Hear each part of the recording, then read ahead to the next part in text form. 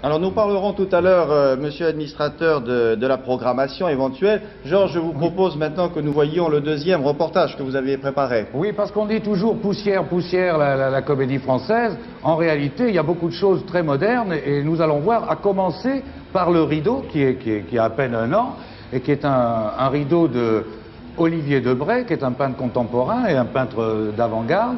Alors, le voici, ce rideau. Et puis vous allez voir, du côté des machineries, c'est pas mal non plus.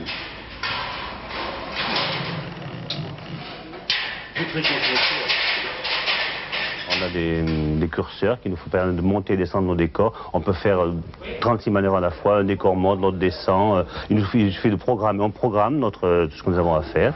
Et puis en une seule manœuvre, on appuie sur un bouton et les décors montent ou descendent en même temps. Tout ça est électrique. Tout ça est électrique, bien entendu. Il se construit maintenant des théâtres très modernes. Peut-être en Allemagne, ils ont des fois des techniques plus...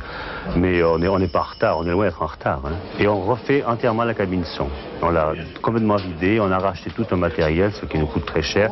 Et ça fait partie de ce qu'on appelle les travaux d'équipement. Ce sont des crédits spéciaux uniquement pour les équipements. Ce qui fait que une année, on peut refaire le son.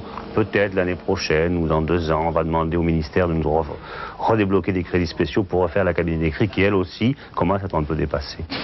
Cette ruche, ces abeilles appartiennent au service de location et d'abonnement de la Comédie Française, où nous sommes en train d'installer un nouveau système informatique qui va permettre une gestion beaucoup plus rapide et beaucoup plus efficace de nos 100 000 abonnés, mais également, et ça se passe dans d'autres bureaux de secrétariat général, des 8 000 adresses qui constituent le fichier de relations publiques, et également des 30 000 adresses de tous nos prospects, clubs et autres nouveaux clients que nous recherchons à la Comédie Française.